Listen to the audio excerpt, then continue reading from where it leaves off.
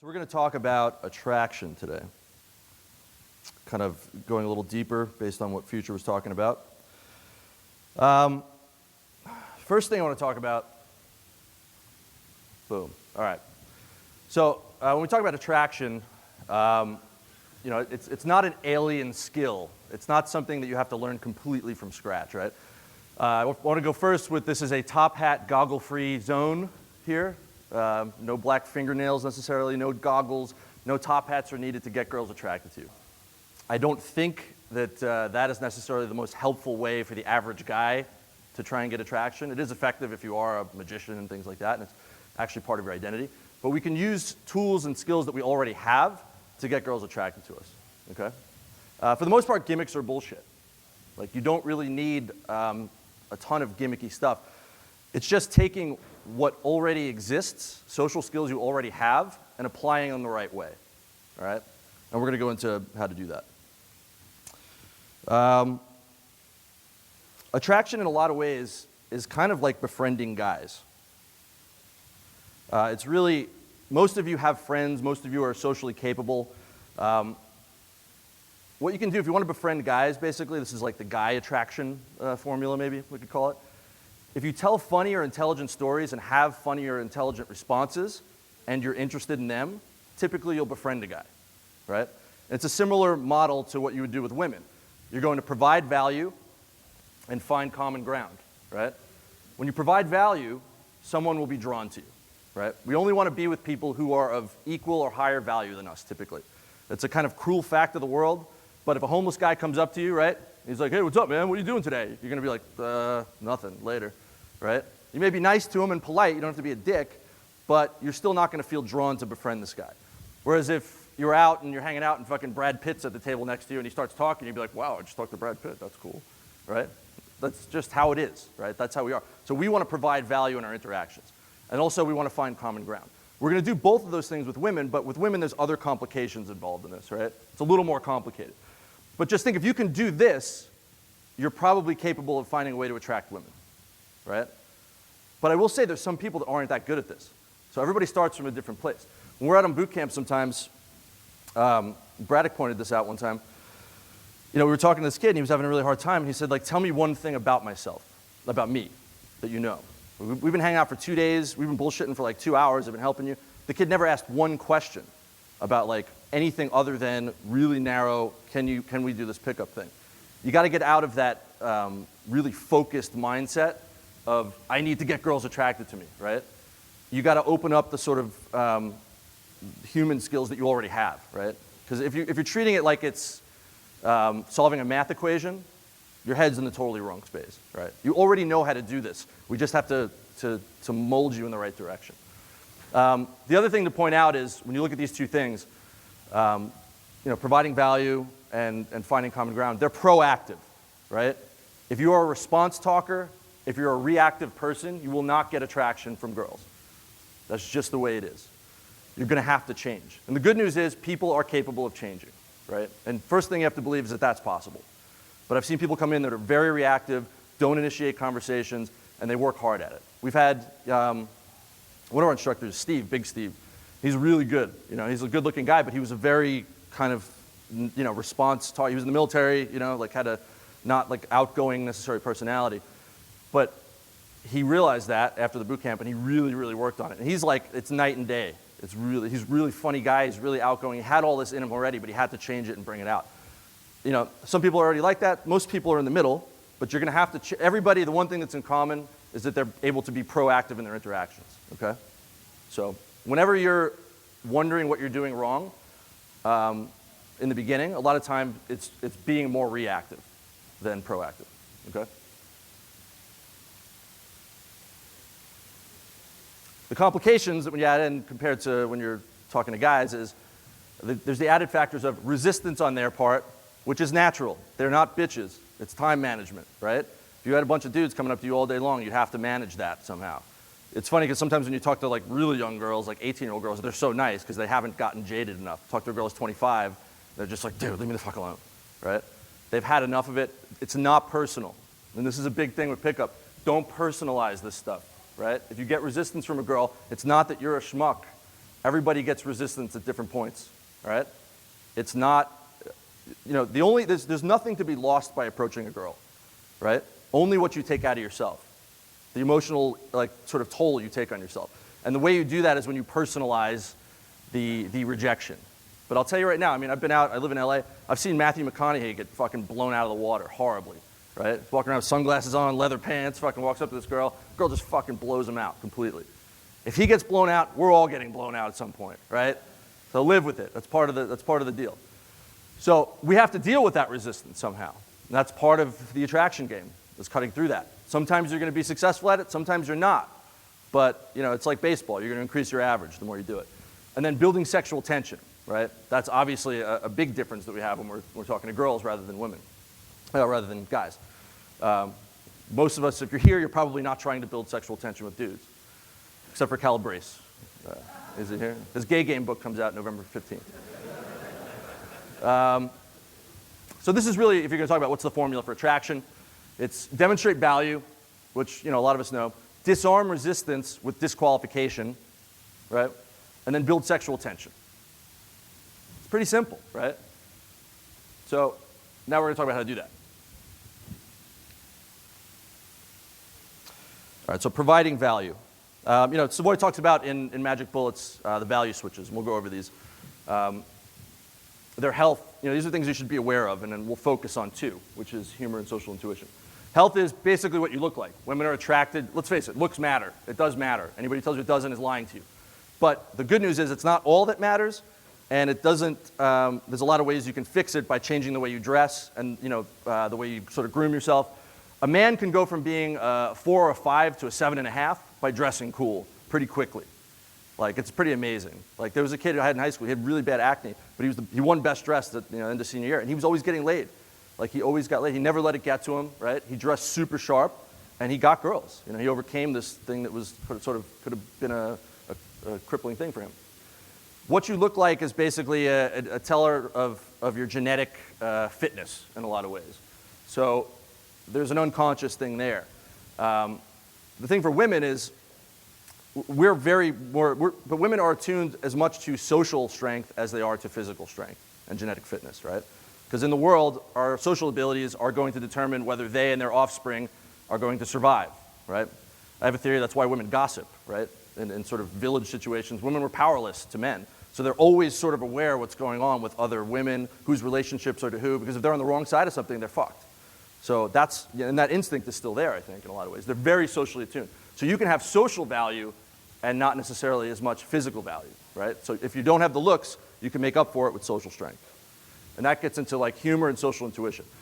Humor is obviously fun to be around because it makes you feel good, right? It's fun to laugh and all that stuff. But there's a deeper thing that if you're funny, you're generally smart, you're creative, you're resourceful, right? There's a lot of other things that go into being funny other than just the silliness of it, right? It's actually a pretty deep look into someone's psyche if they're capable of being funny. And people who aren't funny tend to maybe be very smart, but they're missing out on maybe some social abilities and things like that. It ties into social intuition. Saying the right thing, having a good response, and as Savoy said earlier, not doing particular things, not creating, as Future said, awkwardness. If you create awkwardness, it's a lack of social intuition. Everything a girl sees in an interaction with you is not just about that moment, it's a look at your entire life, right? That sounds sort of heavy, but if you walk up and you're nervous talking to a girl, it's not just that you're nervous at that moment. You probably don't have a lot of women in your life, right? You may not have gotten laid in a while. You don't have a lot of experience with women. Why not? You might not be a guy who has the social value, right? So it's not just this nervousness at this moment. It's the whole life that went before it that it's a cue for. So developing humor and social intuition are the most important things. The good news is a lot of what we teach is basically focusing on this, right? The routines, the different sort of the model and all that stuff, what to say when. That helps you with humor and social intuition. Other things to talk about, obviously, status. Status matters too. But I will say, it's better to be a guy with good game than to be rich. It's better to be a rich guy with good game than to be a guy with good game who's not rich. But I'd rather have good game than be rich as far as getting girls. My cousin is a fucking loser, right? He's awesome, but he lives in my aunt's basement. He just doesn't do anything, smokes weed. He's got a super hot girlfriend. He cheats on her all the time. he's just a natural, right? He's just got it, and he's good at it. Girls don't seem to care that he lives in the basement, right? He's able to do it anyway. Not that having status is a bad thing, but it's not a requirement to do well. Confidence. Confidence is just the absence of discomfort in a lot of ways. When you hear like, be confident, it means stop being uncomfortable, essentially. So don't do anything weird to act confident. Don't stick your chest out, act like a tough guy, do all sorts of weird shit. Just act normal. Act how you act when you're comfortable. That's confidence. Pre-selected. Again, what I was saying before, where it's a look into your life. Pre-selected means pre-selected by women. You act like a guy who has women in his life, rather than a guy. It's an abundance mentality versus a scarcity mentality. If you could call 3 girls right now and fuck them, would you care how much this interaction goes? Right? Would you? No, obviously not. That's the mentality you have to get into. And that's attractive to women. And challenging. You have standards. You're screening them at the same time. Right? It's not just you're hot, you're good enough, I want you. You're seeing what she's all about. You're not just deciding she's good enough from the beginning. Right? So those are the attraction switches. But we're going to focus on developing humor and social intuition for the most part when we talk about the triad model. So let's get into the nuts and bolts. First tool you have is routines. Routines are, canned material, things that you have planned out ahead of time to talk about.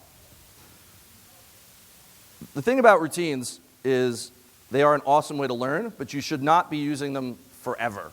Like, you will use them forever. They will pop up, but they shouldn't be the foundation as you get better of your game. It's like anything. When you learn something, you see a model, right? When you hear good routines, it tells you what your improvised conversations are supposed to sound like. And when you have nothing to say, they give you something to say, which is the most useful part. Because even when you get good at improvising, you're going to draw blanks. But sometimes, if you have this arsenal of routines in your head, you can bust them out. But for those of you who are like sort of starting out, it's really, it's learning from success, right? These are things that lots of guys have used on girls that they've responded really well to. So then as you learn these and you use them and you get better, you can start to make up things and you'll hear yourself sounding like you're saying a canned routine, except it's just improvised stuff that's coming out. And you're like, wow, that was pretty clever. Then write that shit down. Then you have your own little routines manual. Your stuff is just as good as ours, once if it's working. When we break down routines, you can talk about state-based versus intrigue-based. State-based are things that are silly, things that spike her emotions, right? They tend to be illogical. They tend to be kind of stupid. But, when we're dealing with pickup, trying to get girls attracted, we're trying to change her emotions. We're not trying to logically make her think she wants to fuck us, right? She has to feel that. And state-based stuff, a lot of guys have a hard time doing this stuff because they think it's like, this is stupid, this doesn't make any sense. You're right, it doesn't make any sense. But this is a lot of times what they respond to. Women are much more emotional than we are, right? They follow their feelings. Intrigue-based are things that appeal to her mind, right? Things that make her think, make her curious, fascinate. Stuff like that, shows another side to you, right? Because if you're really fun and high energy and fucking around, making fun, teasing them, but then you can have a moment where you're really serious for a second and say something pretty thoughtful and deep, then go back to being funny again. That's the total package, right? So you want to have contrast. Most of you probably do one or the other most of the time, or you have a strength towards one or the other. Really, this is, as you get better and better, look at your attraction game and try to add contrast to it. It's really powerful. If you're like a lot of guys are, some guys are more serious when they go to pickup. If you're kind of like got a serious, dry sense of humor, but then you really bust balls once in a while out of nowhere, it gets an even bigger laugh, right? But if you're really silly and funny and then you say something thoughtful, it hits twice as hard as it would otherwise when it's contrasted. So really pay attention to that. Like, as I got better, that was really something I focused on, was trying to surprise them with another aspect. And it's really powerful stuff. Some examples. State-based routines are, again, silly things. Thumb wrestling girls, right, as an example of that. You could just be like, if you're fighting with a girl or you're arguing, be like, all right, we have to settle this once and for all. Let's just thumb wrestle, right? I was a middle school thumb wrestling champion, by the way. There's a plaque on the wall with my picture there in the hall. I have a mullet, pretty sweet. Let's do it. Then thumb wrestler. Beat her and then make fun of her. Don't lose. I lost once. I was in Sweden, and I'd done this a million times. I've thumb wrestled hundreds of girls. And I'm like, let's thumb wrestle. And as soon as she took my hand, it was just this Viking man hand, like this Swedish Viking hand. I was like, I'm fucked. This is done. It was like thumb wrestling your dad when you're a kid or something. And she just got me, and I'm like, I'm just gonna leave now. I'm done with this. So Check out their hands first. Role plays are another example. I'm not going to get into a million routines, but they are really useful. The routines manuals are out there. We have those. You can find them online as well. Role plays are really powerful. Role plays are silly little games that you kind of make up. This is the stuff where guys are like, I don't really understand this. That doesn't make any sense, and it doesn't make any sense. But you put yourself in a scenario with her, and it's an imaginary world. And this is really fun to do. A lot of what we do now is just teasing girls and role playing. That's basically what we do. A great one is Jarrett has one called 12 Wives. You're just like, wow, you're fucking cool. I'm going to marry you. I don't know if I told you, but I'm a polygamist. I have 12 wives. I'm going to make you my 13th wife. But here's the thing. All of my wives have skills. So you're going to have to have some sort of special skill. Like I have a driver wife. I have a chef wife. I have like a kung fu wife, a demolitions wife. They're all like ninjas, basically. And then she'll be like, wow, a lot of times now you go with it, right? She'll come up with things that she can do. Sometimes they'll go sexual on you. Well, I'll have to show you. I can't. And you're like, well, they all do that, obviously, right? Shut her down. And then if she can't come up with something, be like, well, I need an underwater demolitions wife. Like the one who does the explosives can't swim.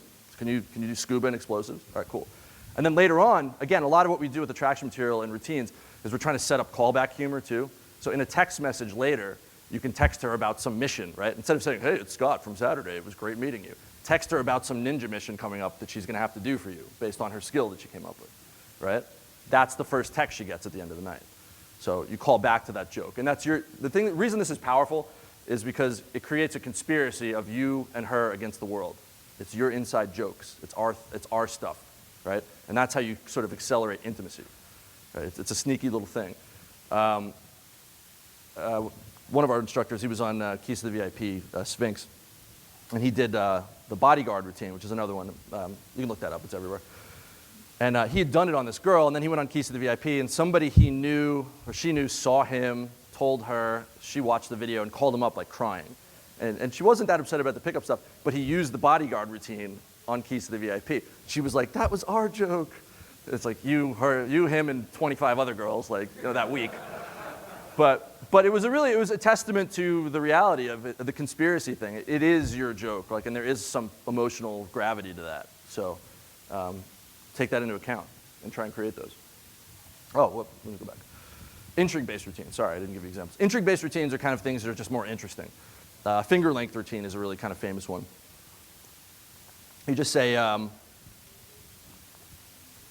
if a girl's tough or whatever, you'd be like, wow, you're kind of a badass. Let me see your hand.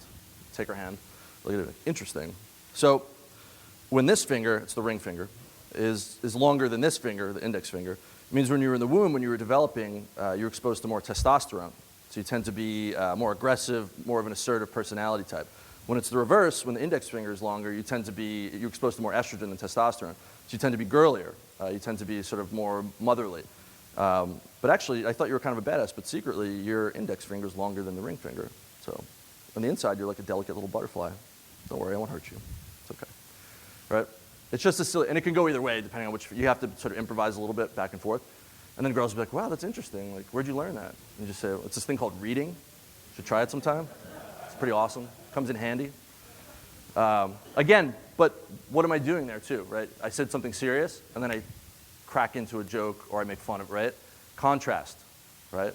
If you feel yourself getting too serious, crack on her. If you're cracking on her a lot, be serious. It's more powerful when you switch gears. It's really weird. Logic versus emotion. This is kind of a comfort routine more so, but it is an intrigue-based routine, and sometimes I do use it in attraction. It's just, again, you can go on these sort of diatribes, right? If you get the girl, you make her an audience. This is only when she's kind of feeling attracted. If you do this early on, it's not going to work. They don't want to hear it. But if they're vibing you, then you can start kind of going in these diatribes. If you're talking about what do you want to do with your life? What do you do? Yeah, it's interesting. People always make these big decisions when they make decisions, and they try to be so logical about it. But I think that it's really important to take into account your gut instincts, your intuitions. A lot of times when you feel something and you don't follow it, you find out later that feeling was right. And you don't even know why, right? There's never a particular reason. But it's your ancestors, right? They were alive. Humans have been around for 1 million years, right? And they didn't have logic. We didn't have fire until 70,000 years ago. So for the bulk of time, we were basically just cavemen following our instincts. So you have this sort of technology built into you that made decisions on the gut. And your ancestors survived this million years through generation after generation following that. And if you ignore that, I think it's like a disservice. You have to take that into account as well. Like if you feel like going home with me tonight, you should probably just do it, right? There's this sort of carpe diem theme that I do more in comfort. I don't want to get into that too much, but that's an example of another intrigue-based routine. Things that are interesting. Next is disqualification.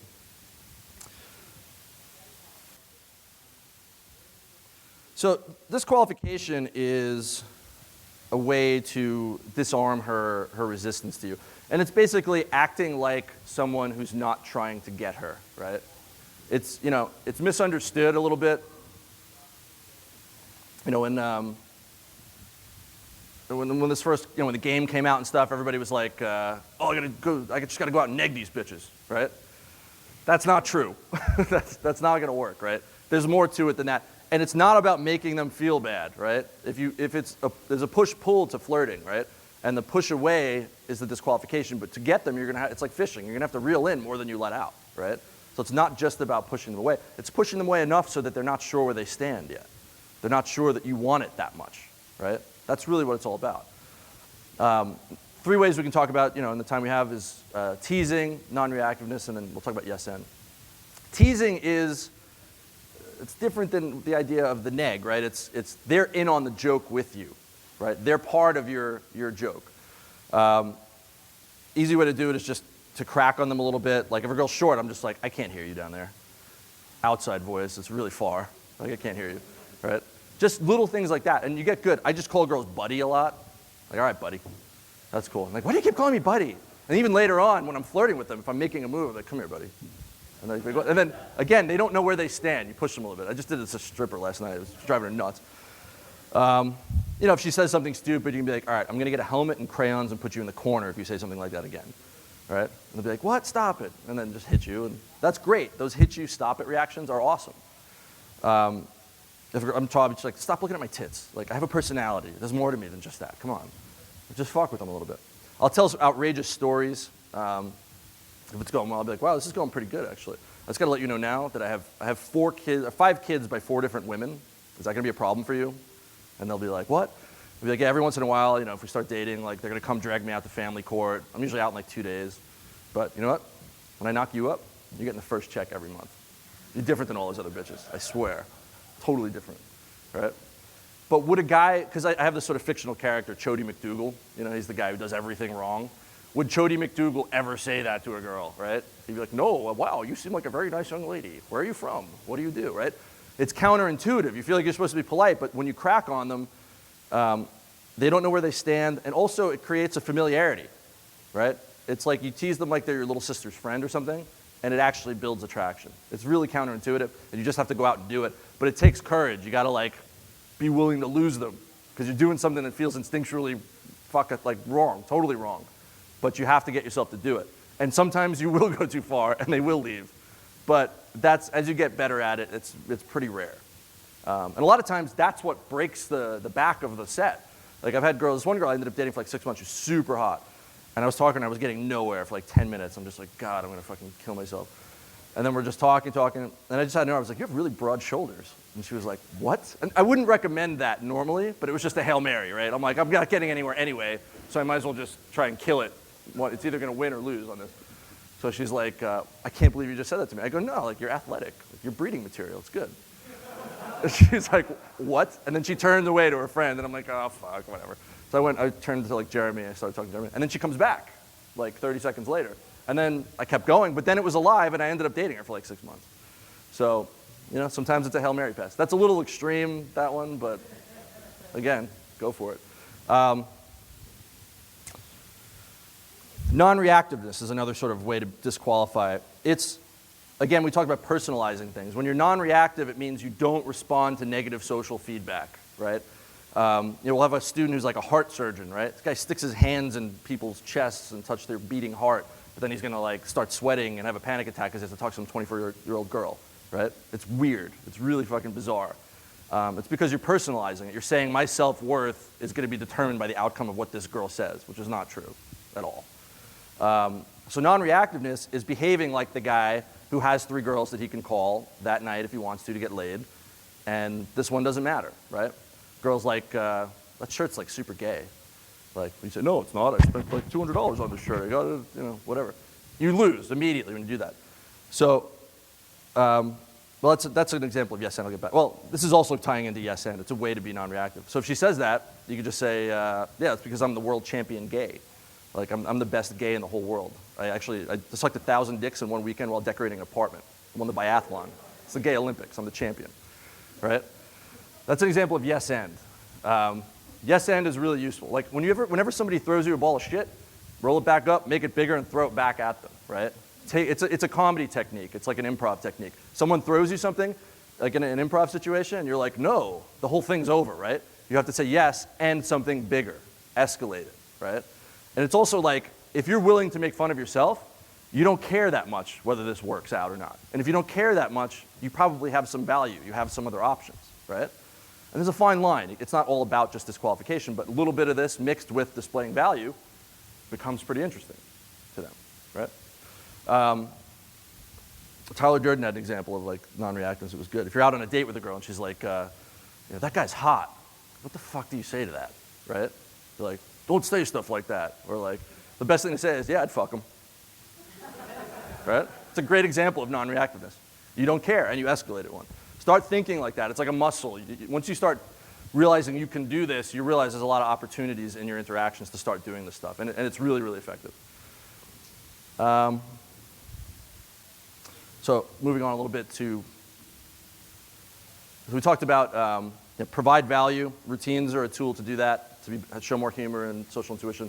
We talked about disqualification to try and disarm their resistance, put them on sort of they're not sure if you're hitting on them or not. And then building sexual tension, we're gonna do a few things. Push-pull is a big dynamic, and you've already seen this, right? State-based routines, intrigue-based routines mixed with disqualification inherently is push-pull, right? You want to push them away and pull them back, and then you also have to start going sexual with this push-pull stuff. And the best way to go sexual is to go sexual funny first, right? So a lot of guys when we're like, escalate, they're like, okay, I'm talking about what I do for a living. How do I escalate when I do that, right? So we're escalate by making funny sexual jokes. Because it's hard to be like, so yeah, that's cool, you're an accountant. How do you like to get fucked? What's the segue, right? It's easy to say, just escalate, but how do you actually do it? Start finding sort of jokes to make that go sexual. Because some of the biggest problems that guys have is that there's certain taboos that they never break, and you have to break all of them. One of them is going sexual. Because like the average guy will go out, meet a girl, have a pleasant conversation, exchange numbers, go on a date. He'll never talk sexually, never like say a sexual thing to her or touch her the whole time, right? And then you have like even this value build and this, there's not really that much resistance on her part, but there's no sexual tension. And and again, it's about the emotions. If a girl doesn't feel it, you could be great on paper, but it's not gonna work out. So you gotta start going there. The great one is Tan has a line that's awesome. I use it a lot. I'd be like, wow, this is going pretty well, but just so you know, you're not getting any tonight because I'm on my period. So I feel bloated and shit. Like, don't try anything, but I'll keep talking to you. And they'll be like, what? Stop. Now you've thrown this gauntlet down, right? Like, this isn't just conversation. It is about the sex, but I did it under the guise of a joke, right? Even the world champion gay thing. Like, if you'd done that, you could just say, like, it's too bad I'm a fucking champion gay because, like, if I was straight, I'd totally be into you, right? Half serious, half not, but it's calling back to a joke that you had, but you're going there. 5 kids by 4 different women is another one. 12 wives is another kind of sexualization. We're going to get married, right? Start going there in a funny way. Some of the stuff we already talked about goes in that direction. Then later on, as the attraction builds up, you can start to go more serious sexual, right?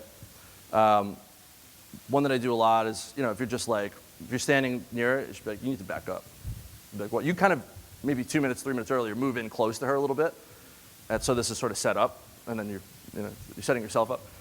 You're like, you need to move back. You're like, why? Because I'm trying really hard not to make out with you. We need a safety zone here, this wide, right there. Stand there. And then continue with the conversation. But it's more serious than the goofy stuff that you did earlier in the set, right? Another really good one is Jarrett has one. I've done this. Like you're talking to the girl. This is more when you're alone, like you're back in the place, sort of trying. You can be talking to her, and you're just having a conversation, and then you just like undo a button on her shirt randomly. It's big business. And she's like, what are you doing? You look really hot and uncomfortable. Just wanted to like unbutton, it looked super tight. Sorry, continue. And then like a couple seconds later or minutes later, just do it again. She's like, what are you doing? But you just look super uncomfortable. It looks super tight, right? Another thing is just playing with girls' jewelry too. When you're hanging out with a girl, just take her necklace and hold it while you're talking to her and look her in the eyes, right?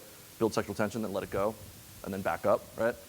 So there's a push-pull there. It's not just like, I want you and I must fuck you. It's like, I'm toying with you, then I'm gonna put you away a little bit. So that's, funny then serious with a push-pull dynamic is the best way to build sexual tension. And change. Physical escalation.